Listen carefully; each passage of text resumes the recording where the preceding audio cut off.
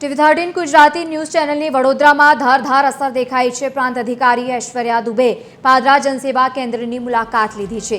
Agency દ્વારા ઓપરેટરોને પગાર ન ચૂકવાતા સમસ્યા સર્જાઈ હતી અને પગાર ન મળતા ઓપરેટરો જનસેવા કેન્દ્રમાં હાજર ન રહેતા હતા। પ્રાંત અધિકારી ઐશ્વર્યા દુબેએ એજન્સીને નોટિસ ફટકારી છે। આરટી હેઠળ એડમિશન માટે આવકના દાખલા માટે અરજદારોનો પણ ભારે ઘસારો જોવા મળ્યો। 6 એપ્રિલે ટીવી13 ગુજરાતીએ એક અહેવાલ પ્રસારિત કર્યો હતો અને તેની અસર હવે દેખાઈ રહી છે।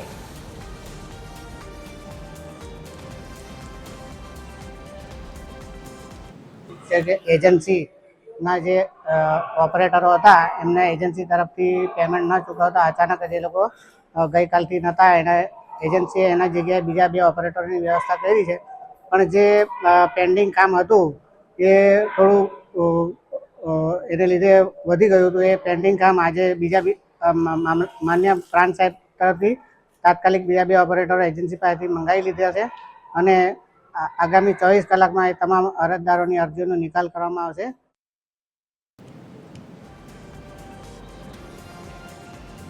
વધુ માહિતી સાથે સંવાદદાતા વિજય માળી જોડાયા છે। વિજય, ટીવી13 ગુજરાતીના અહેવાલની ધારધાર અસર થઈ છે, વધુ માહિતી।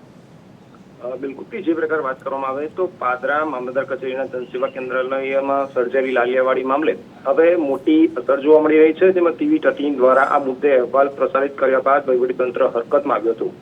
પ્રાંત અધિકારી ઐશ્વર્યા દુબેએ જાતે જનસેવા કેન્દ્રની મુલાકાત લઈ પરિસ્થિતિની સમીક્ષા કરી હતી।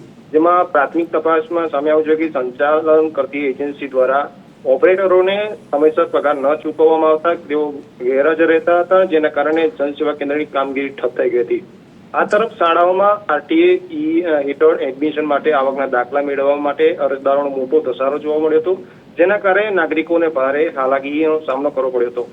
મામલે જો ગંભીર બનતા પ્રાંત અધિકારીએ સંબંધિત એજન્સીઓને નોટિસ ફટકારી છે અને તાત્કાલિક કામગીરી શરૂ કરવામાં સૂચના આપી છે। હાલ આ લોકોની એક માંગ છે કે આવી પરિસ્થિતિ ફરી ન સર્જાય, જેને લઈ જનસેવા કેન્દ્ર નિયમિત કાર્ય રહે તેવી માંગ ઉઠી છે। જી આભાર સમગ્ર માહિતી સાથે જોડાવા બદલ।